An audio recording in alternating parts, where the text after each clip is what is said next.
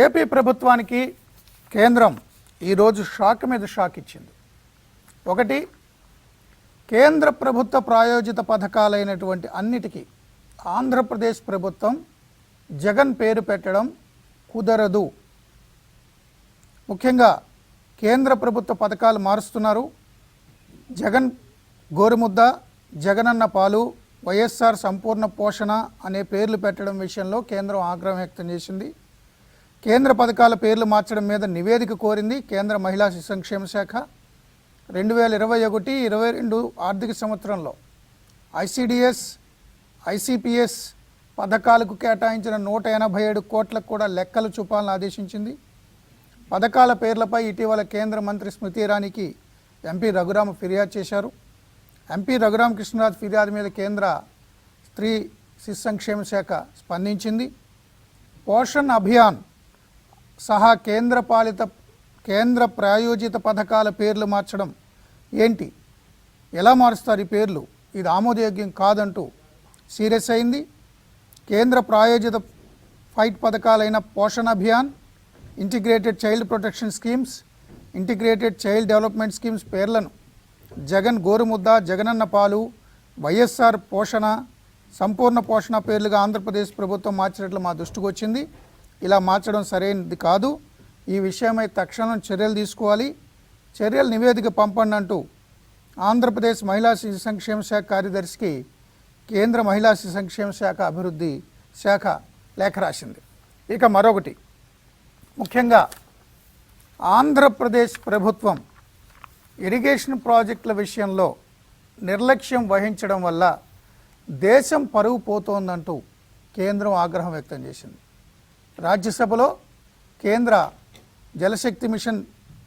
జలశక్తి water resources మంత్రి గజేంద్ర సింగ్ షెకావత్ ఇటీవల రాయలసీమలో వరదలు, అన్నమయ్య డ్యామ్ కొట్టుకుపోవడం అనే అంశాలను ప్రస్తావిస్తూ చాలామంది సభ్యులు ప్రస్తావించారు. ఈ రకంగా కట్ట తెగిపోవడం వల్ల అనేక మంది మరణించారు, అనేక మందికి ఆస్తి నష్టం జరిగింది, భారీ నష్టం జరిగింది, ఆస్తి ప్రాణ నష్టాలు జరిగాయి. దీనికి ఎవరు బాధ్యులు? అక్కడ అన్నమయ్య డ్యామ్ నిల్వ సామర్థ్యం కంటే 1.5-2 రెట్లు ఎక్కువ వాటర్ వచ్చింది. అక్కడ 5 గేట్లు లిఫ్ట్ చేయాలని ప్రయత్నం చేశారు, కానీ 1 గేటు లేవలేదు. అంటే మెయింటెనెన్స్ కూడా సరిగ్గా లేదు. దీనివల్ల ఇంత ప్రాణ నష్టం, ఆస్తి నష్టం జరిగింది. దీనికి ఎవరు బాధ్యులు? భారతదేశంలో మరొక ఆనకట్ట కొట్టుకుపోయింది అనే ఉద్దేశంతో ప్రపంచవ్యాప్తంగా ఉన్నటువంటి నీటిపారుదల శాఖ ఇంజనీర్లు, ఎక్స్పర్ట్స్ దీని మీద చర్చిస్తారు. దీన్ని ఒక కేస్ స్టడీగా తీసుకుంటారు. కేస్ స్టడీగా తీసుకున్నప్పుడు ఏమంటారు? భారతదేశంలో మరొక ఆనకట్ట కొట్టుకుపోయింది అంటే పరువు ఎవరిది పోతుంది? దేశం పరువు పోతుంది ప్రపంచవ్యాప్తంగా. దీన్ని ఒక కేస్ స్టడీగా తీసుకుంటే దీనికి ఎవరు బాధ్యులు? రాష్ట్ర ప్రభుత్వం నిర్లక్ష్యం వల్ల దేశం పరువు పోవడం ఎంతవరకు కరెక్ట్? సో దీని మీద మనం కొన్ని మార్పులు తీసుకురావాల్సి ఉంటుంది, ఫిక్స్ చేయాల్సి ఉంటుంది రెస్పాన్సిబిలిటీస్ అంటూ కేంద్ర మంత్రి ఆగ్రహం వ్యక్తం చేశారు. ఒక పక్క అన్నమయ్య డ్యామ్ లాంటి చిన్న ఇరిగేషన్ ప్రాజెక్టుని నిర్వహించడంలో రెగ్యులర్ మెయింటెనెన్స్ లేక గేట్లు లేకపోవడం వల్ల ఇంత నష్టం జరిగిందని కేంద్రం ఆగ్రహం వ్యక్తం చేస్తే, పోలవరం లాంటి భారీ నీటిపారుదల ప్రాజెక్ట్ మీరే పూర్తి చేస్తున్నారు 2021 డిసెంబర్ కల్లా, ఎందుకు పూర్తి చేయలేదు అని అడిగిన మీడియా మీద, ప్రజల మీద రాష్ట్ర నీటిపారుదల శాఖ మంత్రి నోరు పారేసుకున్నారు. ఏవో అనేక సమస్యలు ఉంటాయి. అవును, బరాబర్. అంతకుముందు అసెంబ్లీలో స్పష్టంగా చెప్పారు, బుల్లెట్ దిగిందా లేదా అని చూస్తాం, డిసెంబర్ 1 కల్లా 2021కి నీళ్ళు ఇచ్చి తీరతాం అంటూ ఒక రకమైన హావభావాలతో రెచ్చగొట్టేలాగా హామీలు ఇచ్చి మాట్లాడారు. దాని గురించి ఏమైంది అని సోషల్ మీడియాలో అడిగితే వాళ్ళ మీద భయంకరమైన బూతులు తిట్టి నోరు పారేసుకున్నారు. దానికి మళ్ళీ వేరే కారణాలు చెప్పారు, స్పిల్వే అలా కట్టారు, ఇలా కట్టారు దానివల్ల అంటూ. అసలు రాష్ట్ర మంత్రి అనిల్ ఏమన్నారు ఒకసారి చూద్దాం. నీ ఉమ్మ ఏమన్నాడు? 2018 పోలవరం రాసుకో, పూర్తవుతుంది, రాసుకో సాక్షి పేపర్లో అన్నాడుగా. దమ్ముంటే ట్రోల్ చేయండి. ఏం మాట్లాడలేమనుకుంటున్నారు? గమ్ముగా ఉంటే నీ నచ్చింది ట్రోల్ చేసుకోండిరా. నెటిజన్స్ ఎవరురా ట్రోల్ చేసేది? దాన్ని లేస్తే yes I stand by it. 2021 డిసెంబర్కి కంప్లీట్ చేసి 2022 ఖరీఫ్కి ఇస్తాను అన్నమాట. వాస్తవమే, నేను చెప్పాను. కానీ ఎందుకు ఈరోజు లేట్ అయిందని నాని మాత్రం రాసే దమ్ము లేదు మీకు. డయాఫ్రమ్ వాల్ ఎందుకు డ్యామేజ్ అయింది? డౌన్ స్ట్రీమ్ కాఫర్ డ్యామ్ ఎందుకు కవర్ అయింది? 2 కిలోమీటర్లో పోవాల్సిన నదిని 600 మీటర్ల వెంటిలో 23 లక్షల ఫ్లడ్తో వస్తున్న ఫ్లడ్ వెలాసిటీతో డ్యామేజ్ అయింది. దాన్ని రిపేర్ చేసుకోవాల్సిన బాధ్యత మా మీద ఉంది. ఏదో సాధించేశారు లాగా, ఇంకేం పని పాట లేక నిన్నంతా ఏదో నానామస్మరణ చేశారు కదా అబ్బా. మంచిదే, సంతోషం. నా గురించి ఇంతసేపు ఆలోచన చేసి నా మీద మీరు ఎంత కష్టపడి ఇంత పెద్ద మెమేలు పెట్టారు, ఇంత పెద్ద ట్రోల్ చేశారు, చాలా సంతోషంగా ఉందిరా. నా గురించి మీరు ఇంతగా డిసెంబర్ 1వ తారీఖున ఆలోచన చేసినప్పుడు కనీసం దాని గురించి వేరే మంచి దాని మీద కన్నా పెట్టున్నా కూడా బాగుండేది. ఇట్లాంటి వాళ్ళకి భయపడిపోయో ఉనికిపోయో ఇక్కడ ఉన్నది జగన్మోహన్ రెడ్డి మనుషులు మేము. ఇట్లాంటి తాటాక్ చెప్పులకి, మీ మెమేలకి, మీ యాదవ్ ట్రోళ్ళకి భయపడే తత్వం కానే కాదు.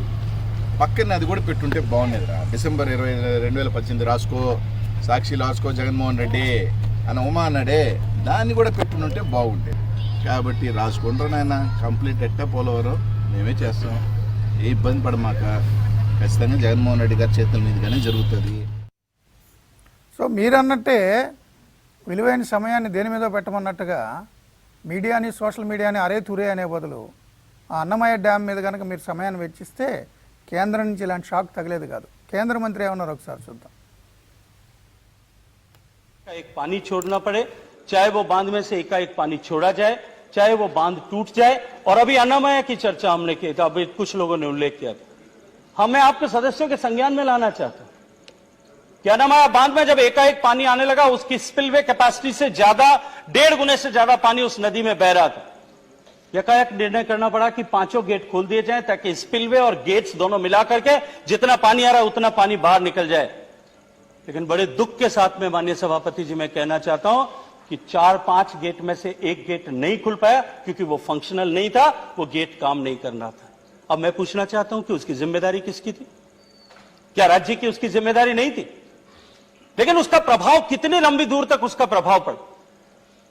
जिन मवेशियों ने जान गंवाई, जिन लोगों ने जान गंवाई, जिनकी माल की संपत्ति का नुकसान हुआ, क्या उसको लेकर के पूरे देश भर में क्या का सर शर्म से न झुका कि जब पूरी दुनिया भर में जब ये उल्लेख किया गया कि भारत में एक और बांध टूटा है, एक और बांध टूट गया है, और पूरी दुनिया के इंजीनियर्स जो डैम सेफ्टी पर काम करते हैं, आईकॉल से लेकर के सारे दुनिया के इंजीनियर्स बैठ करके जब इस पर चर्चा करेंगे, विचार करेंगे कि ये भारत में एक बांध टूटा है, उसको एक केस स्टडी में लिया जाएगा, ये हम सब लोगों के लिए राष्ट्रीय शर्म का विषय।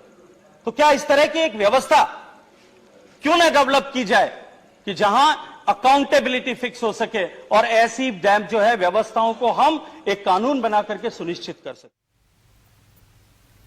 ఈ అంశానికి సంబంధించి ఈరోజు డిబేట్లో పాల్గొనడానికి రాజ్యసభ మాజీ సభ్యులు, Congress party working president doctor N Tulasi Reddy గారు ఉన్నారు, భారతీయ జనతా పార్టీ సీనియర్ నాయకులు భానుప్రకాష్ రెడ్డి ఉన్నారు, తెలుగుదేశం పార్టీ జాతీయ అధికార ప్రతినిధి జీవీ రెడ్డి ఉన్నారు.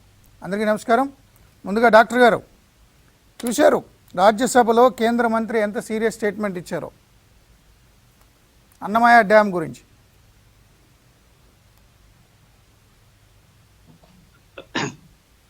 మూర్తి గారు, సార్ ఇక్కడ 3 అంశాలు. ఒకటి జనరల్ గా సాగునీటి రంగము, స్పెసిఫిక్ గా ఒకటి పోలవరము, 2 అన్నమయ్య ప్రాజెక్టు. ఈ 3 అంశాలు తీసుకుంటే, ఫస్ట్ జనరల్ అంశం తీసుకుంటే, మనది వ్యవసాయ ప్రధానమైనటువంటి రాష్ట్రం. వ్యవసాయానికి సాగునీటి రంగం గుండెకాయ లాంటిది. కాబట్టి జనరల్ గా ఏ ప్రభుత్వాలు వచ్చినా సాగునీటి రంగానికి మాక్సిమం ఇంపార్టెన్స్ ఇచ్చేది. గతంలో కాంగ్రెస్ ప్రభుత్వాలు, అది రాజశేఖర రెడ్డి గారు కానీ, రోసయ్య గారు కానీ, కిరణ్ కుమార్ రెడ్డి గారు కానీ, ఓవరాల్ గా ఎవ్రీ ఇయర్ టోటల్ బడ్జెట్ లో 15 నుంచి 17% సాగునీటి రంగం మీదనే కేటాయించేవారు. దాన్ని టీడీపీ హయాంలో 9% తగ్గించారు. ఇప్పుడు జగన్మోహన్ రెడ్డి హయాంలో అది 5.2% తగ్గించారు. ఏది కేటాయింపులే. పోనీ ఆ కేటాయింపులైనా సరే ఖర్చు పెట్టారంటే అది లేదు. 2019-20లో తొలి సంవత్సరం, జగన్మోహన్ రెడ్డి ముఖ్యమంత్రి తొలి సంవత్సరం బడ్జెట్ కేటాయింపులు సాగునీటి రంగానికి 13,139 కోట్లు అయితే ఖర్చు పెట్టింది 5,335 కోట్లు, అంటే 40%. ముందుగానే కేటాయింపులు తక్కువ, ఆ కేటాయింపుల్లో ఖర్చు పెట్టింది మళ్ళీ 40%. 2020-21లో కేటాయింపులు 11,806 కోట్లు, ఖర్చు పెట్టింది 5,238 కోట్లు, 44%. పేరుకేమో నవరత్నాల్లో ఒక రత్నం ఇది, కానీ అది నవరత్నంగా కాకుండా నకిలీ రత్నంగా తయారైపోయింది. ఓవరాల్గా సాగునీటి రంగాన్ని నిర్లక్ష్యం చేయడం అనేది జగన్మోహన్ రెడ్డి ప్రభుత్వంలో స్పష్టంగా కనిపిస్తుంది. ఇది జనరల్గా. ఇక రెండవది, మనం పోలవరం తీసుకుంటే, పోలవరం ఆంధ్రప్రదేశ్కు ప్రకృతి ప్రసాదించినటువంటి ఒక వరం. ఇది జీవనాడి, ఇది బహుళార్థ సాధక ప్రాజెక్ట్. దీని కింద లక్ష్యాలేమి? 7,20,000 ఎకరాలకు కొత్త ఆయకట్టుకు తూర్పుగోదావరి, పశ్చిమ గోదావరి, కృష్ణా, విశాఖ జిల్లాల్లో, 10,13,000 ఎకరాలకు స్థిరీకరణ ఉభయ గోదావరి జిల్లాలో. మూడవది త్రాగునీరు, 540 గ్రామాల్లో 28,50,000 మందికి త్రాగునీరు, విశాఖపట్నంకి త్రాగునీరు, విశాఖ ఉక్కు కర్మాగారానికి నీరు సరఫరా, 960 మెగావాట్ల జల విద్యుత్ ఉత్పత్తి, గోదావరి కృష్ణ అనుసంధానం కుడికాలువ ద్వారా 80 టీఎంసీలు గోదావరి జలాలు కృష్ణా డెల్టాకు మళ్లించడం, కృష్ణా బేసిన్కు జల రవాణా, తర్వాత సీమ ప్రాజెక్టులకు ఇక్కడ సేవ్ చేసి రాయలసీమ ప్రాజెక్టులకు ఇవ్వడం. ఈ విధంగా ఓవరాల్ గా 13 జిల్లాలకు ఉపయోగపడే విధంగా ఇది ఒక బహుళార్థ సాధక ప్రాజెక్ట్. ఇది ఒక విధంగా చెప్పాలంటే కాంగ్రెస్ మానస పుత్రిక. దీనికి 1943లో ఉమ్మడి మద్రాసు రాష్ట్రంలో ప్రతిపాదన వచ్చినప్పటికీ 1980లో అంజయ్ గారి పీరియడ్లో 150 అడుగుల ఎత్తులో ఎత్తు ఉండేట్టుగా దానికి ఆ రోజు శంకుస్థాపన. 2004 జూలైలో రాజశేఖర రెడ్డి గారు ముఖ్యమంత్రిగా ఉన్నప్పుడు దీనికి అడ్మినిస్ట్రేటివ్ శాంక్షన్. కాంగ్రెస్ ఆ 10 సంవత్సరాల పీరియడ్ లో 5,136 కోట్లు రాష్ట్ర బడ్జెట్ నుండి ఖర్చు పెట్టి ఓవరాల్ ప్రాజెక్ట్ లో 32% పూర్తి చేయడం జరిగింది. కుడికాలం అయితే 80%, ఎడమ కాలం 40%, అనుమతిలో 90%, ఓవరాల్ 32% చేయడం జరిగింది. అది జలయజ్ఞంలో ఒక భాగంగా చేయడం జరిగింది. చివరికి విభజన సందర్భంగా జాతీయ ప్రాజెక్టుగా సెక్షన్ 90 ప్రకారంగా జాతీయ ప్రాజెక్టుగా ప్రకటించడం జరిగింది. ఇది దీంట్లో ప్రధానమైన కాంపోనెంట్స్ ఏమి? Diaphragm wall, earth cum rockfill dam, upper coffer dam, lower coffer dam, spillway, approach channel, spill channel, right main canal, left main canal, land acquisition, ఆరండా. ఇవి 10 కాంపోనెంట్స్. ఈ 10 కాంపోనెంట్స్ 150 అడుగుల ఎత్తులో, అంటే 45.72 అనుకుంటా, 45.72 మీటర్లు లేదా 150 అడుగుల ఎత్తులో ఈ కాంపోనెంట్స్ అన్ని చేసి నేను పైన చెప్పిన ప్రయోజనాలు సాధ్యమైతే అప్పుడు పోలవరం ప్రాజెక్టు పూర్తయినది. కానీ దీనికి కేంద్ర ప్రభుత్వము 90% కారణమైతే రాష్ట్ర ప్రభుత్వము ఇళ్ల చేతిలో ఉండేదాన్ని. ఇదే జగన్మోహన్ రెడ్డి గారు గతంలో తెలుగుదేశం ప్రభుత్వం అధికారం ఏం చెప్పారు? ఇది జాతీయ ప్రాజెక్టు, కేంద్రం చేయాలి, వీళ్ళెందుకు తీసుకున్నారు, కమిషన్ల కోసమా అని చెప్పారు. మరి మీ అధికారంకి వచ్చిన తర్వాత మరి అదే విధంగా వచ్చేసి దాన్ని ఎందుకు కంట్రోల్ చేశారు? దానికి వచ్చేసి ఆన్సర్ లేదు. ఫస్ట్ తప్పు జగన్మోహన్ రెడ్డి గారు చేసిన వైకాపా ప్రభుత్వం ఫస్ట్ తప్పు వచ్చేసి మీరు గతంలో చెప్పిన ప్రకారంగా కేంద్ర ప్రభుత్వానికి ఇవ్వకుండా చేయడం అనేది మొదటి తప్పు. రెండవ తప్పు రివర్స్ టెండరింగ్. ఈ రివర్స్ టెండరింగ్ పేరుతో కాంట్రాక్టర్ను మార్చేదానికి, తమకు అనుకూలమైన కాంట్రాక్టర్ తెచ్చుకునే దానికోసం రివర్స్ టెండరింగ్ పేరు పెట్టారు. కానీ దానివల్ల చేసిందేమి? రివర్స్ టెండరింగ్ వల్ల ఆదాయం వచ్చేసి హెడ్ వర్క్స్ మీద 223 కోట్లు ఆదాయం అనుకుంటే, మిగతా అదనపు వ్యయం వచ్చేసి హెడ్ వర్క్స్ అంచనా వ్యయం పెంచింది 1,656 కోట్లు, కొత్త ఎత్తిపోతల పథకానికి 913 కోట్లు, అదనపు పనుల కోసం 653 కోట్లు, ఇసుక కోసం 500 కోట్లు, మొత్తం 3,222 కోట్లు అదనపు. ఇక్కడ రివర్స్ టెండరింగ్ ద్వారా తగ్గించగలిగిందేమో 223 కోట్లు. ఇమీడియట్ గా అదే సమయంలో అదనపు చూపించింది, ఖర్చు పెట్టేది రకాలు చూపించేసి 3,222. కాబట్టి రివర్స్ టెండరింగ్ అది ఒక తప్పు, ఫార్స్ అన్నమాట. పోనీ మూడవది, ఇది జాతీయ ప్రాజెక్టు, కేంద్రం నుండి నిధులు తెప్పించడంలో సక్సెస్ అయినావా? అది కాలేదు. ఇప్పటికి కూడా వచ్చేసి డిపిఆర్ గా అంగీకరించలేదు. వాళ్ళు 2013-14 అంటున్నారు. 2013-14 వరకు అయితే 20,399 కోట్లు, 2017-18 అయితే 55,549 కోట్లు, ఇప్పుడు 2021-22 ఉన్నాం. నాకు తెలిసి ఇప్పటికే 70,000 కోట్లు ఏంటది. కాబట్టి 20,399 కోట్లే వాళ్ళు ఇస్తామంటున్నారు. కానీ దాని ఖర్చు ఏమో 70,000 కోట్లు. ఎవరు భరించాలి? నీకు జీతాలకు ఇచ్చే పరిస్థితి లేదు, కాంట్రాక్టర్లకు వచ్చేసి బిల్లులు ఇచ్చే పరిస్థితి లేదు. దాదాపు డిఫరెన్స్ వచ్చేసి దాదాపు 45,000 కోట్ల నుండి 50,000 కోట్లు ఎక్కడి నుండి తెస్తారు?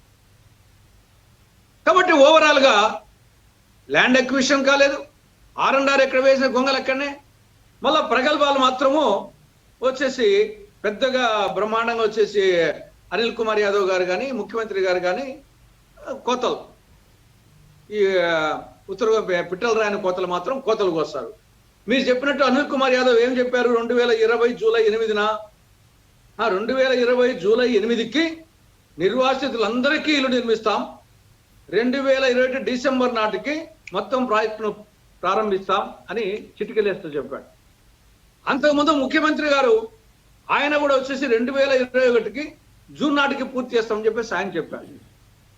కానీ ఈ ప్రకారంగా ఇప్పుడు చూస్తే పోలవరం ప్రాజెక్టు దాని ముందు అనుకున్న ప్రకారంగా అయ్యే పరిస్థితినే లేదు. ఇది ఆఖరికి ఒక చిన్న లిఫ్ట్ ఇరిగేషన్ ప్రాజెక్టు, అది బహుళార్థ సాధక ప్రాజెక్టు కాకుండా నాకు తెలిసి వీళ్ళు 150 అడుగులు కాకుండా ఆ 135 అడుగులు చేసి లిఫ్ట్ ఇరిగేషన్ పెట్టి మమ అనిపించేసి మేము ఏదో చేసాము. అది కూడా చేయాలనుకున్నారు. ఫైనల్ గా ఒకవేళ చేయాలనుకున్నా కానీ ఆ విధంగా చేసే పరిస్థితి ఉంది. కాబట్టి పోలవరము బహుళార్థ సాధక ప్రాజెక్టు ఒక చిన్న లిఫ్ట్ ఇరిగేషన్ ప్రాజెక్టు స్థాయికి జగన్మోహన్ రెడ్డి గారి పుణ్యమాని జరుగుతూ ఉంది. ఇది ఒక క్షమించరానటువంటి విషయం. రాష్ట్రానికి సంబంధించి ఒక శనిలా దాపురించింది వైకాపా ప్రభుత్వం. Welcome back. Bhanu Prakash, so Annamayya project గురించి కేంద్రంలో రాజ్యసభలో కేంద్ర మంత్రి ప్రస్తావించారు. రాష్ట్రం సరిగ్గా నిర్వహించకపోవడం వల్ల దేశం పరువు గంగపాలవుతుందని, అదేవిధంగా కేంద్ర పథకాల మార్పుల గురించి కూడా సీరియస్ అయింది కేంద్ర ప్రభుత్వం. ఏమంటారు అన్నమయ్య డ్యామ్ గురించి? ఎవరి నిర్లక్ష్యం?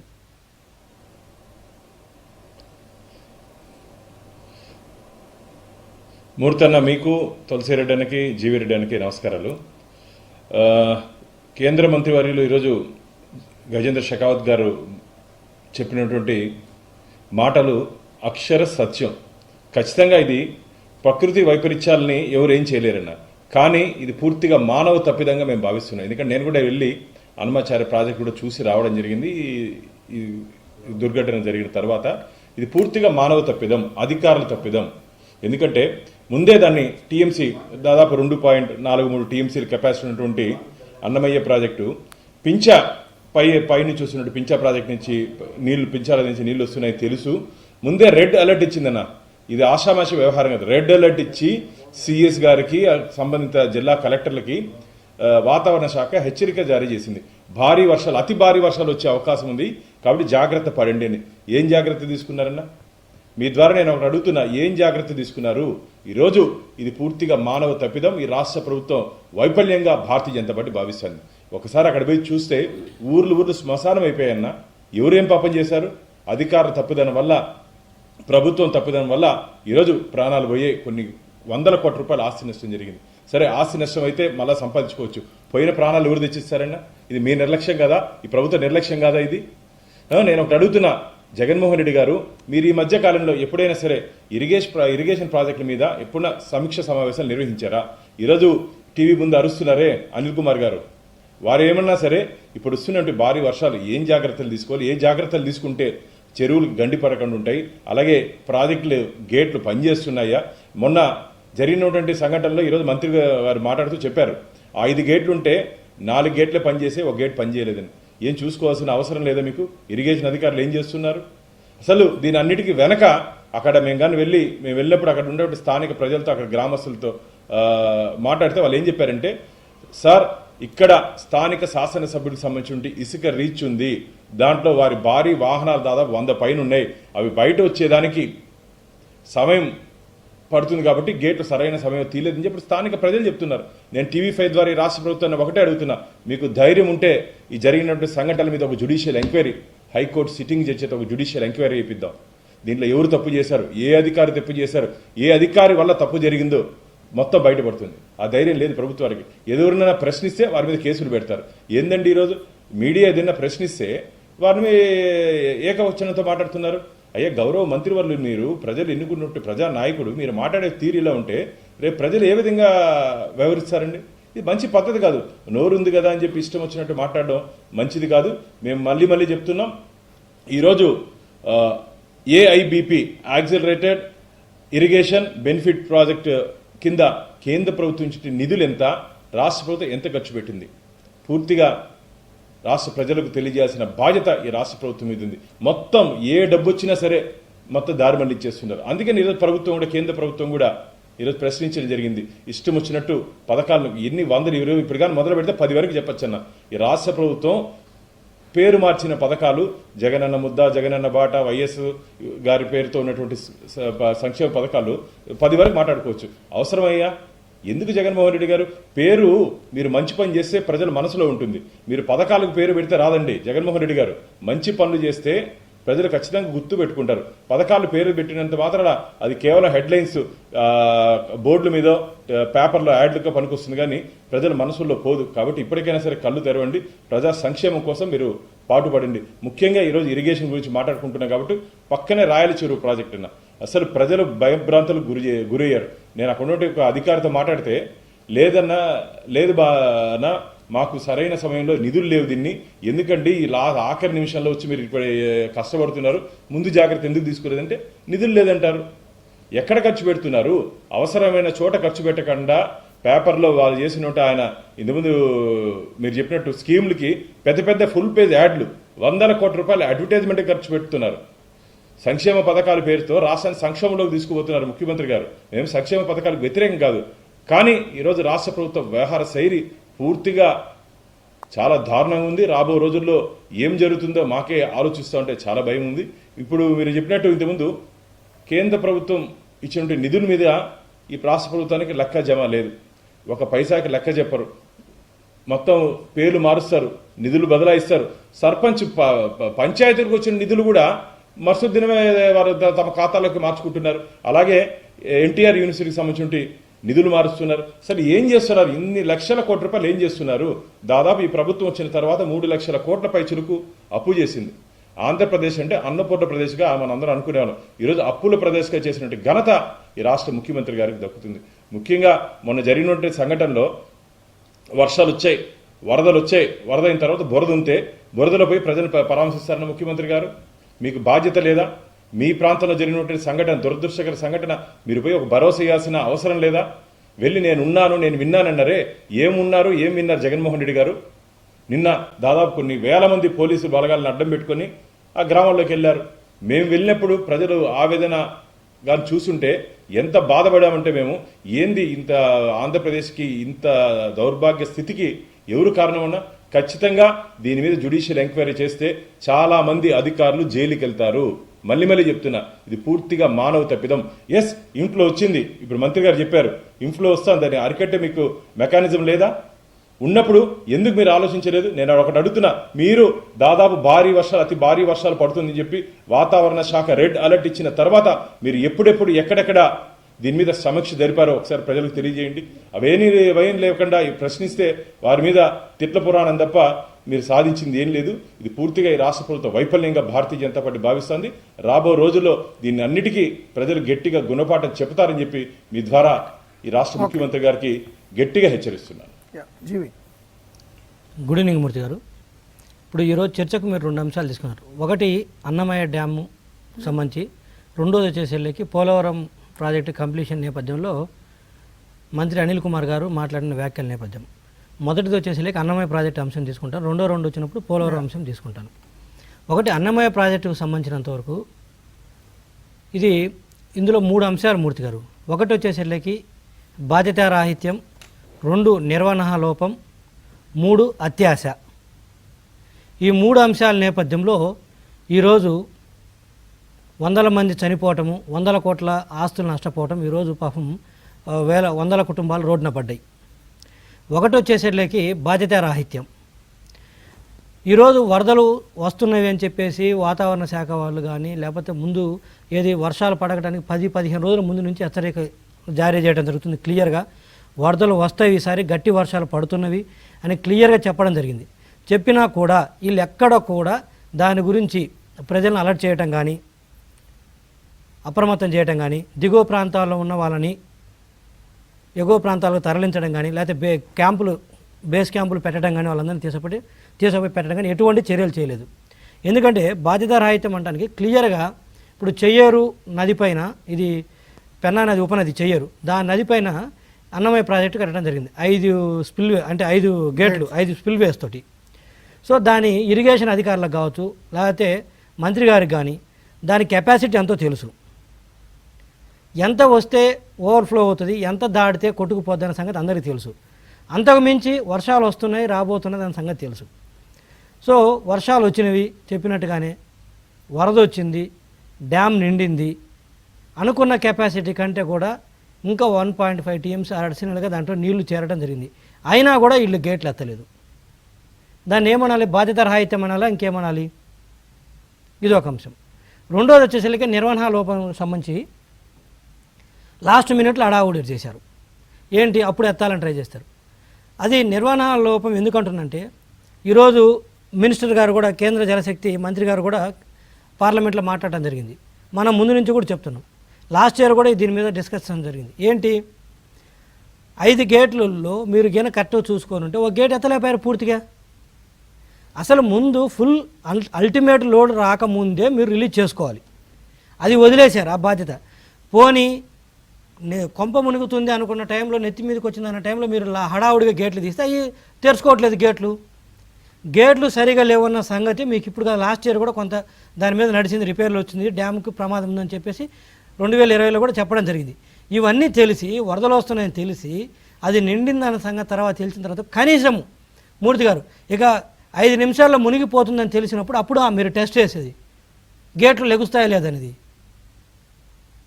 అదే మీరు ముందు నుంచే కరెక్ట్ మెయింటెనెన్స్, రెగ్యులర్ మెయింటెనెన్స్ ఉంటే వీళ్ళకి అసలు మెయింటెనెన్స్ అంటే పట్టించుకోపోయా. అంతకుముందు కూడా పులిచెంతల గేటు కూడా అట్టే కొట్టకపోయింది, ఇది ఇంత అయిపోయా.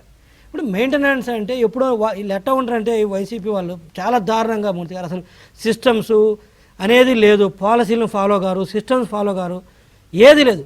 వరద వస్తుందా రాలేదా మనకు అనవసరం. ఒక స్టాండర్డ్ ఆపరేటింగ్ ప్రొసీజర్స్ ప్రతి దానికి కూడా, మనకు ప్రతి యాక్టివిటీకి కూడా ఒక SOPs డెవలప్ చేసి ఉంటారు. దాని ప్రకారం వచ్చినా రాకపోయినా కూడా మనము ఫాలో అవుతూనే ఉండాలి. ఎప్పుడో వరద వస్తుంది అన్నమయ్య ప్రాజెక్టుకి, వస్తే నిండుతుందా, నిండితే తెగుతుందా చూద్దాం లేనంటే వదిలేశారు. అలా కాదు కదా. ఈరోజు మిలిటరీలో సైనికులు ఉంటారు మూర్తి గారు, ఎప్పుడో యుద్ధం వస్తుందని చెప్పేసి తిని కూర్చుంటారు, పొట్టలు పెంచుకుంటూ ఉంటారు కదా.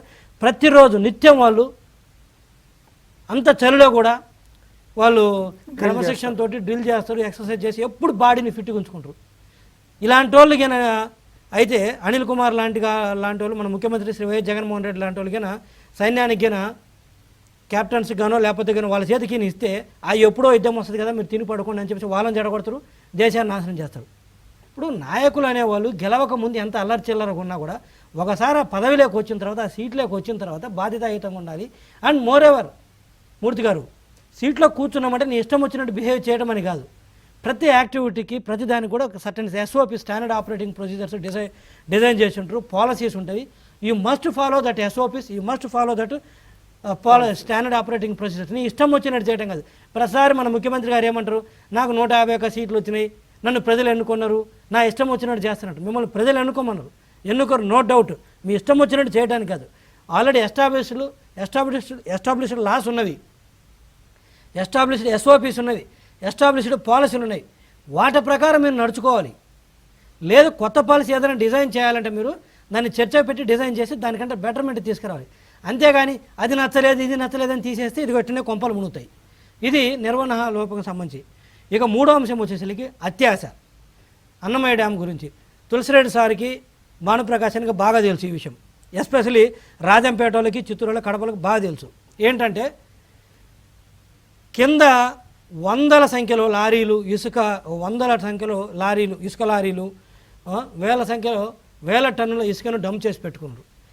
ఆ డ్యామ్ని గేట్లు ఎత్తి నీళ్ళగిన వదిలితే ఈ ఇసుకంతా కొట్టకపోద్దని చెప్పేసి మళ్ళీ మళ్ళీ మనం వస్తుంది కలెక్ట్ చేసుకోలేం కదా, డబ్బులు పోతాయని చెప్పేసి మహా అయితే ఎంత ఉంటుంది మూర్తి గారు ఆ కొట్టపోయి ఇసుక మొత్తం ఇలా కక్కుర్తి కాకపోతే ఓ 20 కోట్లు 30 కోట్ల రూపాయలు ఉంటుంది. 20-30 కోట్ల రూపాయల కోసం వీళ్ళు కక్కుర్తి పడి, అందరికీ తెలిసిన అంశం ఇది. కడప జిల్లాలో ఏ బుడ్డోని అడిగినా ఏ ఇంట్లో అడిగినా కూడా చెప్తారు కేవలం ఇసుక కొట్టకపోద్దని చెప్పేసి. మొదటి బాధ్యత రాహిత్యం నిర్వహణ లోపం వచ్చి ఇది మూడోది. ఇన్స్పైట్ అయ్యి రెండు కూడా ఏదైనా ఒకవేళ ట్రై చేస్తే బయటపడదాం అనుకుంటే కక్కుర్తి పడి ఒక 20-30 కోట్ల రూపాయలు ఇసుక కక్కుర్తికి పడి అది కొట్టుకుపోద్దని చెప్పేసి ఏమో వద్దులే చూద్దాంలే, వర్షాలు తగ్గకపోతాయా, వరదలు తగ్గకపోతాయా అన్నట్టుగా చూసి ఈరోజు చూస్తే మూర్తి గారు దాని డ్యామ్ కింద ఉన్న ఫస్ట్ గ్రామం పలపతూరు 20 కిలోమీటర్లు ఉంటుంది దిగ్గానే. ఏది చెయ్యరు నదికి ఇటువైపు కుడి చేతి వైపు ఉంటుంది, అటు ఎడం చేతి వైపు అటు ఉంటుంది. కింద వచ్చేసి ఎగువ మండపల్లి దిగువ మండపల్లి అటుపక్క కర్ణేశ్వర టెంపుల్. కానీ ఎంత దారుణం మూర్తి గారు, కనీసం మీకు ఇంత జరిగినా కూడా ఇసుక కొట్టకపోతుందన్న చూపించిన దాని మీద కన్సర్న్లో ప్రజల మీద మీ ఇసుక మీరు దాపెట్టుకోండి, కనీసం మనసులను తరలించాలి కదా. అది లేదు ఇది లేదు, అత్యాశ పోయారు. రిటైర్డ్ వాచ్మెన్ అలర్ట్ చేస్తే ఊర్లు కాపాడారు, అది కూడా కొంతమంది అది జరిగింది. నిట్టనీలోనే ఈరోజు జల సమాజ్ చేశారు.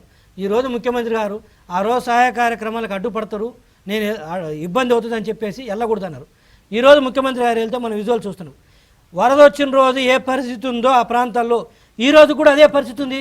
మరి ఏం సహాయ కార్యక్రమాలు చేసినట్టు, ఏం రెస్టోర్ చేసినట్టు, డిజాస్టర్ రికవరీ మేనేజ్మెంట్ని ఏమాత్రం వీళ్ళు చేసినట్టు? మరి ఆ రోజు వెళ్తే ఈ ఇబ్బందులు అవుతుంది అది ఇది అని చెప్పేసి వెళ్ళలేదు. ఈరోజు చెడ్డ పేరు వస్తుందని చెప్పేసి సొంత జిల్లా వాళ్ళు ఈరోజు తిట్టుకునే పరిస్థితికి వస్తే తూతూ మంతనకి వెళ్ళి ఒక్క రాత్రి అట్లా ఉండేసి మళ్ళీ డ్రర్ అంటే మళ్ళీ ఈరోజు మళ్ళీ ఆయన వెళ్ళిపోయారు, తాడేపల్లికి వెళ్ళిపోయారు. ఒక 2 రోజులు ఉంటే ఏమవుతుంది ముఖ్యమంత్రి గారు? కడప జిల్లాలో ఒక 2 రోజులు, తిరుపతిలో 2 రోజులు ఉంటే ఏమవుతుంది? తిరుపతిలో కూడా అంతే. ఈరోజు క్లియర్గా తెలుసు, అన్ని చెరువులు క్రికెట్ స్టేడియంలు తీసుకున్నారు, అన్నీ తెలుసు. ఈరోజు దాని మీద సమీక్ష పెట్టుకోవచ్చు కదా ముఖ్యమంత్రి గారు. వచ్చారు, చూశారు, వెళ్ళిపోయారు. ఏంటి మూర్తి గారు వారు ఇచ్చేది? ఏదో అవుట్ సోర్సింగ్లో ఉద్యోగాలను చనిపోయిన కుటుంబంలో. ఇప్పుడు యాక్సిడెంటల్గా చనిపోతే మీరు ఏదైనా ఇస్తే వాళ్ళకు ఉపాధి అవుతుంది. మీరు దగ్గరుండి చంపి, ఈ 3 కారణాలతో చంపి, అత్యాశ పోయి చంపి ఈరోజు మీరు వాళ్ళ కుటుంబాన్ని రోడ్డున పడేసి మీరు అవుట్ సోర్సింగ్లో 10,000-15,000 రూపాయలు వచ్చే ఆదాయం వచ్చే జాబ్ ఇస్తే వాళ్ళు సంతోషపడాలా? దానికి సంకలు గుద్దుకోవాలా? దానికి వైసీపీ వాళ్ళు జగన్ అన్న చూసావా ఉద్యోగాలు ఇచ్చాడని చెప్పుకోవడం పాపం తగులుతుంది. అనిల్ కుమార్ గారు, మీ ఇంట్లో ఇలాంటి ఒక మనుషులు, అదే గ్రామం మీ గ్రామమో లేకపోతే మీ ఇంట్లో మనుషులు ఇదే జలసమాధి అయితే మీకు తెలిసేది అనిల్ కుమార్ గారు. ప్రాస మాట్లాడి ఎక్కిరించడం కాదు అందరినీ. చిన్న బ్రేక్ తీసుకుందాం అండి, బ్రేక్ తర్వాత డిస్కషన్. వెల్కమ్ బ్యాక్ డాక్టర్ గారు. మూర్తి గారు, సో రాష్ట్ర ప్రభుత్వం యొక్క నిర్లక్ష్యం వల్ల ఇరిగేషన్ ప్రాజెక్టులు కొట్టుకుపోతే దేశం పరువు పోకూడదు కాబట్టి అకౌంటబిలిటీ ఫిక్స్ చేసేలాగా చట్టంలో మార్పులు తేవాలనేది కేంద్ర మంత్రి గారు ఆగ్రహం. అన్నమయ్య డ్యామ్ గురించి మాట్లాడుతూ. మూర్తి గారు సార్ క్లారిటీ వినిపించలేదు. అన్నమయ్యదేనా? యా. ఇప్పుడు ఇంతకుముందు వెంకటరెడ్డి గారు చెప్పినట్టు అన్నమయ్య ప్రాజెక్టు దానికి ఖచ్చితంగా ప్రకృతి వైపరీత్యమైన అతివృష్టి కొంతవరకు కారణమైతే ప్రభుత్వం యొక్క నిర్లక్ష్యము, నిర్వహణ లోపము, దుర్మార్గము ఇవి ఖచ్చితంగా వచ్చేసి కారణాలు, మెయిన్ కారణం.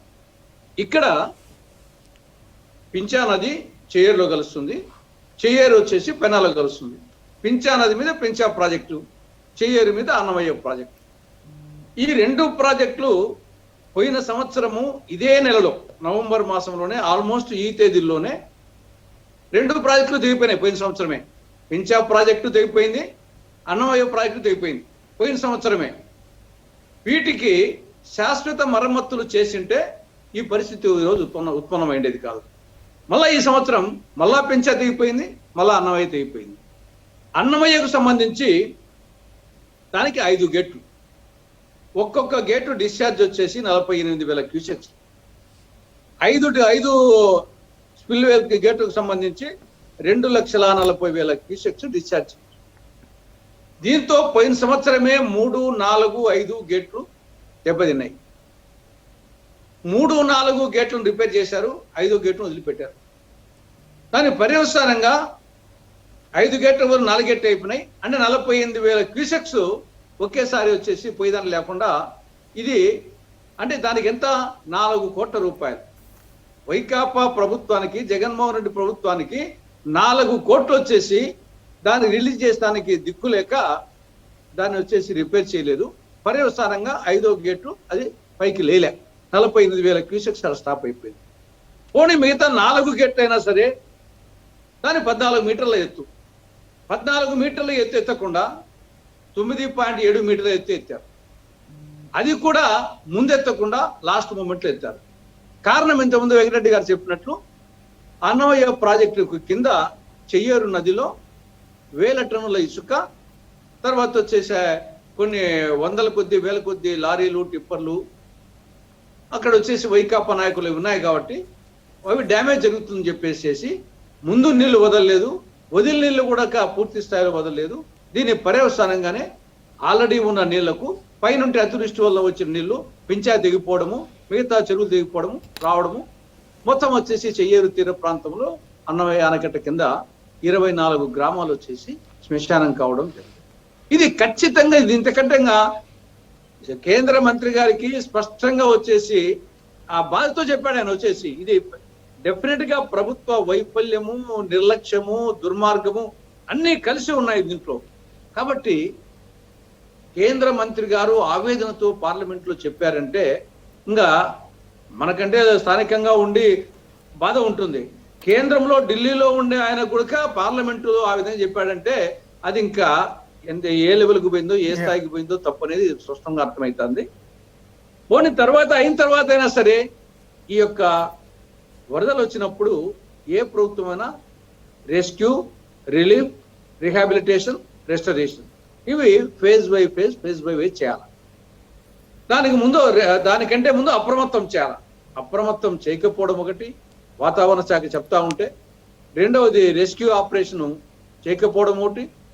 ఒక పులపుత్తూరులో వచ్చేసి ఒక మాజీ లస్కర్ రామయ్య అప్రమత్తం చేసిందని ఆ ఊర్లో వాళ్ళు చాలా మంది బతికి పట్టబట్టారు, బిట్ట ప్రాంతంకు పోయారు. ఆ విధంగా మొత్తము గవర్నమెంట్ అధికారులు చేసింటే ఆ 24 గ్రామాల ప్రజలు అప్రమత్తమైన వాళ్ళు కదా, కనీసం ప్రాణాలు కాపాడుకునే వాళ్ళు, కొంత ఒడ్డు గోదా కొంతవరకన్నా కొంత దిగువ ఉండే వాళ్ళు ఆ వచ్చేలోపు చేసుకుందరు. ఏం అప్రమత్తం చేయలేదు కాబట్టి సడన్గా వచ్చేసరికల్లా మొత్తం దెబ్బతినిపోయారు. కాబట్టి అప్రమత్తం చేయడంలో ఫెయిల్యూరు, నీళ్లు వదలడంలో ఫెయిల్యూరు, మరమ్మతుల్లో ఫెయిల్యూరు, అయిపోయిన తర్వాత రెస్క్యూ ఆపరేషను అక్కడ ఫెయిల్యూరు, రిలీఫ్ క్యాంప్స్ కాడ ఫెయిల్యూరు, ఇంకా రీహాబిలిటేషన్ నేను వచ్చాడు. నాకు తెలిసి ఆయన చెప్పిన దాంట్లో ఏదీ కాదు. ఎందుకంటే గతంలో గండికోట ప్రాజెక్టు ముంపు వాసులకు వచ్చి పోయిన సంవత్సరం ఇదే చెప్పాడు, నన్ను క్షమించండి మీ బిడ్డగా అనుకోండి అని చెప్పి ఇంతవరకు దాదాపు వచ్చేసి సంవత్సరం కావస్తుంది, ఒక్కటి కాలేదు. ఆ పునరావాస కాలనీల్లో చెప్పింది ఒక్కటి కాలేదు. గండికోట ముంపు వాసులకు సేమ్ ఇదే పరిస్థితి. ముందు 4 కోట్లకు గేట్ రిపేర్కి 4 కోట్ల లేక ఈ పరిస్థితి ఉత్పన్నమైంది. కాబట్టి ఇంకా ఎవడే దిక్కు అంతే.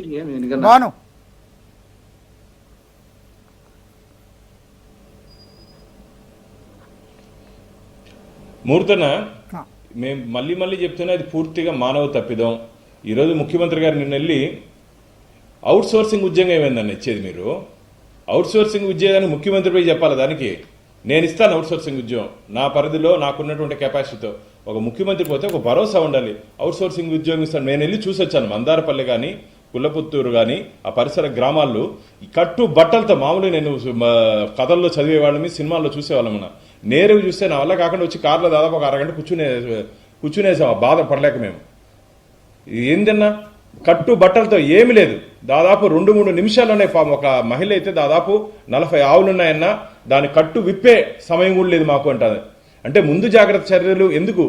ముంపు ప్రాంతం తెలుసు కదా, ఈ డ్యాము పింఛా ప్రమాదంలో ఉంది, ఓవర్ఫ్లో అవుతుందని తెలుసు, దీని కెపాసిటీ తెలుసు మీకు. అన్నమయ్య ప్రాజెక్టుది లోతట్టు ప్రాంతాలు మీరు ఎందుకు ఖాళీ చేయించలేదు? ఇంతకుముందు తులసిరెడ్డి అని చెప్పినట్టు అట్లీస్ట్ ప్రాణాలన్నా కాపాడుకొని ఉంటారు కదా. డబ్బు కాబట్టి మళ్ళీ సంపాదించుకో, ప్రాణాలన్నా కాపాడుకుంటారు కదా. కాబట్టి ఇది పూర్తిగా మానవ తప్పిదము. ఇది నేను మళ్ళీ చెప్తున్నా. ముఖ్యమంత్రి గారు నిన్న వెళ్ళి ప్రతిపక్షాలన్నీ అడుగుతున్నాయి కదా, ఎక్కడ పోకపోతే ఏమన్నా అనుకుంటారని చెప్పి చుట్టపు చూపుగా అత్తగారింటికి వెళ్ళించినట్టు వెళ్ళొచ్చారు ఆయన. అది కాదు ముఖ్యమంత్రి గారు కావాల్సింది ప్రజలకి. ఒక ముఖ్యమంత్రిగా ఏమండి ఇమీడియట్గా ఒక రోజులోపు మళ్ళీ తిరిగి తాడేపల్లి ప్యాలెస్లో పోయి కూర్చోకపోతే 2-3 రోజులు అక్కడ ఉండి తిరుపతి పరిసర ప్రాంతాల్లో నెల్లూరు ప్రాంతంలో వెళ్ళి పరిశీలించుంటే మీకు అర్థమై ఉండేది కదా, భవిష్యత్తులో అయినా చేస్తుండే అవకాశం ఉండేది కదా. ఏమీ లేదు, కేవలం ప్రతిపక్షాలు విమర్శిస్తున్నాయి, ప్రజలు అడుగుతున్నారు కాబట్టి తూతూ మంత్రంగా వారి పర్యటన జరిగింది. తిరుపతిలో కూడా ఈ రోజు కూడా జరిగింది. ఇవన్నీ కాదు, మేము మీ ద్వారా ఒకటే అడుగుతున్నా, ఖచ్చితంగా అక్కడ చనిపోయినటువంటి కుటుంబాలకి ₹1 కోటి పరిహారం ఇవ్వాలి. ₹1 1 crore ఖచ్చితంగా చనిపోయినటువంటి కుటుంబాలకి ఇవ్వాలి. అలాగే ఇల్లు పోగొట్టుకున్నట్టు వారికి శాశ్వతంగా ఇల్లు కట్టించాల్సిన అవసరం ఉంది. ఇది డిజాస్టర్ మేనేజ్మెంట్ నుంచి దాదాపు సెప్టెంబర్ 1వ తేదీ ₹563 కోట్ల కేంద్రం నుంచి నిధులు విడుదలైంది. ఏం చేశారు ఆ డబ్బు? కాబట్టి పూర్తిగా ఈ వరదల వల్ల నష్టపోయినటువంటి కుటుంబాలని ప్రజల్ని ఆదుకోవాల్సిన బాధ్యత రాష్ట్ర ప్రభుత్వం మీద ఉంది. ఆ విధంగా ఆదుకొని తన చిత్తశుద్ధిని నిరూపించుకోవాలని చెప్పి భారతీయ జనతా పార్టీ రాష్ట్ర ప్రభుత్వాన్ని డిమాండ్ చేస్తాం. ఇందాక మీరు తీసుకున్న అంశాల్లో రెండో అంశం పోలవరంకి సంబంధించి 2018 డిసెంబర్ లోపు పూర్తి చేస్తానని చెప్పిన మాట వాస్తవం. ఆ రోజు అప్పుడు పూర్తి కాకపోతే అసెంబ్లీ సమావేశాల్లో తర్వాత 2019లో వైసీపీ ప్రభుత్వం వస్తే అంబటి రాంబాబు గారు ఇలా చూశారు చేయబెట్టి, ఎక్కడ దేవినేని ఉమ గారు ఏమైందని చెప్పేసి. ఇదే అనిల్ కుమార్ గారు అసెంబ్లీలో చాలా అసహ్యంగా నీచంగా హేళనగా మాట్లాడటం జరిగింది. యాక్చువల్గా 2018 డిసెంబర్కు పూర్తి అయ్యేది. ఇదో సాక్షిలో అవినీతికి గేట్లు ఎత్తేసారు, జూమ్ చేసుకోండి, అవినీతికి గేట్లు ఎత్తేసారని చెప్పేసి అత్యంత దారుణంగా చంద్రబాబు నాయుడు గారు ఫోటో వేసేసి ప్రచారం చేశారు. ఏంటి, ఆ రోజు 20,000 కోట్ల రూపాయల ఉన్న వాల్యూని 55,000 కోట్ల రూపాయలకు ఎస్టిమేట్ చేయించి దాన్ని అప్రూవల్ చేయించుకొని వస్తే చంద్రబాబు నాయుడు గారు మిగతా 35,000 కోట్ల రూపాయలు టీడీపీ తినేస్తుందని చెప్పేసి విపరీతంగా అసలు ఈరోజు ప్రచారం చేయలేదు అనుకుంటకుండా చేసేశారు. చేసి లేఖలు రాశారు కేంద్రానికి. అనిల్ గారు మీకు తెలుసు, ఎందుకంటే మీరు ఆ రోజు విపరీతంగా ప్రచారం చేశారు. ఆ తర్వాత ఎన్నికలు అయిపోయిన తర్వాత ఇదే 55,000 కోట్లు మాకు కావాలని చెప్పేసి కాళ్ళ ఎలా పడినరు కేంద్రం చుట్టూ. మరి అది అవినీతి డబ్బు అయితే ఇది ఎట్లా, ఇది అవినీతి డబ్బు కాదా? ఆ రోజు కాళ్ళ ఎలా పడి భూసేకరణ చట్టం మారింది కాబట్టి భూ సమీకరణ దానికి వచ్చిన డబ్బు వాళ్ళకి తెలుసు. ఆ రోజు ఇది అవినీతి అని చెప్పేసి రాష్ట్ర ప్రజలు నమ్మించారు. అక్కడ కేంద్రానికి పోయి లేఖలు రాసి వాళ్ళ డబ్బులు ఇచ్చుకుంటున్నారని చెప్పేసి మీరు ఆపాలని చెప్పేసి డబ్బులు ఇవ్వకుండా కేంద్రం నుంచి అనుమతులు రానియకుండా ఆపి పూర్తి చేయలేదు. ఈరోజు అనిల్ కుమార్ మంత్రి గారు మాట్లాడతారు, ఈరోజు అని చెప్తారు, తర్వాత సరే అనుకుందాము.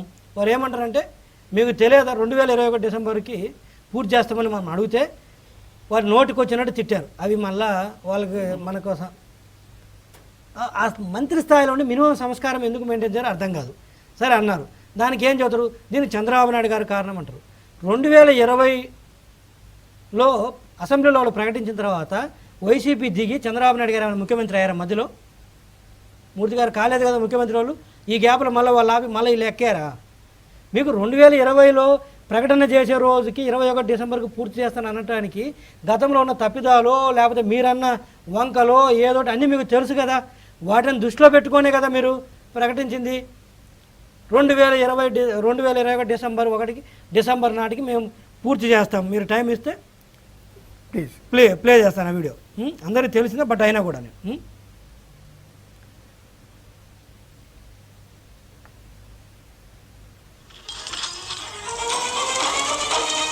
ఈరోజు మొత్తం కూడా కోవిడ్ వచ్చిన ప్రపంచం అంతా కూడా కోవిడ్ లో ఉన్నప్పటికీ దాదాపు అక్కడ మాత్రం పని ఆపకుండా మరి అరపర్సెంటా తొందర ఎంతకన్నా ఎందుకు తొందర వెయిట్ మేము ఆ రోజే చెప్పాం, we will complete this project by 2021 December. We are committed to it. We will finish it. ఏం మంత్రి గారు, మీకు 21 డిసెంబర్ కంప్లీట్ చేస్తున్నప్పుడు చంద్రబాబు నాయుడు గారు ఈ రోజు మీ చేతగాక దీనికి కారణం చంద్రబాబు నాయుడు గారు అంటారే, మరి ఆ రోజు 2020లో ప్రకటించినప్పుడు, జూలైలో ప్రకటించినప్పుడు తెలియదా మీకు? మధ్యలో మేము ఎక్కామా దిగామా? మీరు ఆ సినిమా డైలాగులు, అసెంబ్లీ సాక్షిగా సినిమా డైలాగులే, బయటకు వస్తే బూతులు, సినిమా డైలాగులు. ఏం మంత్రులండి మీరు అసలు? ఈ రోజుకి కచ్చులూరు 2019 సెప్టెంబర్ 15న గోదావరిలో కచ్చులూరు బోటు సంఘటన మనందరికీ తెలుసు. పాపం 50 మంది పైగా ఎక్కువ తిరుపతి వాళ్ళు దాంట్లో కూడా ఉన్నది చనిపోతే 50 రోజులు పట్టింది మూర్తి గారు బోటు బయట తీయడానికి. అది మంత్రి గారు మీ కెపాసిటీ. అదేవిధంగా చంద్రబాబు నాయుడు గారి ఇంటిని అమరావతిని ముంచాలని చెప్పేసి ఆడంతా ఫ్లడ్ మేనేజ్మెంట్ని, వాటర్ మేనేజ్మెంట్ని వదిలేస్తే మూర్తి గారు కింద ఉన్న గ్రామాలు మునిగినది, కానీ అమరావతిని లేకపోతే చంద్రబాబు నాయుడు గారి ఇంటిని ముంచలేపారు. ఒక్కటి గుర్తుపెట్టుకోండి, వైసీపీ వాళ్ళు 2014 నుంచి 19 వరకు అమరావతి మీద చేసిన విష ప్రచారం మీకు అందరికీ తెలుసు. అంటే నీటిపారుదల గురించి ఈరోజు చర్చ కూడా చెబుతున్నాను మూర్తి గారు. అమరావతి మునిగిపోద్ది అని చెప్పారు. కామన్ పీపుల్ కూడా మీరు దయచేసి అర్థం చేసుకోండి. ఈరోజు దేశంలో వరదలు వస్తే ఒక్క అమరావతి తప్ప అన్ని సిటీలు, చెన్నై కానీ, బెంగళూరు కానీ, బాంబే కానీ, కడప, తిరుపతి, ఎప్పుడో 100 సంవత్సరాల క్రితం ఎప్పుడో మునిగినాయి కూడా ఈరోజు మునిగినాయి. కానీ అదే స్థాయిలో వరదలు వస్తే అంతకంటే ఎక్కువ వస్తే అమరావతి మునగలేదు. ఇంత పచ్చి విష ప్రచారాలు చేసుకుంటూ వీళ్ళు ఇలా తిరుగుతున్నారు. థ్యాంక్ యూ సో మచ్ ప్యానలిస్టులు అందరూ కూడా. ఇది చర్చ. మరింత మళ్ళీ కలుసుకుందాం. Keep watching TV5.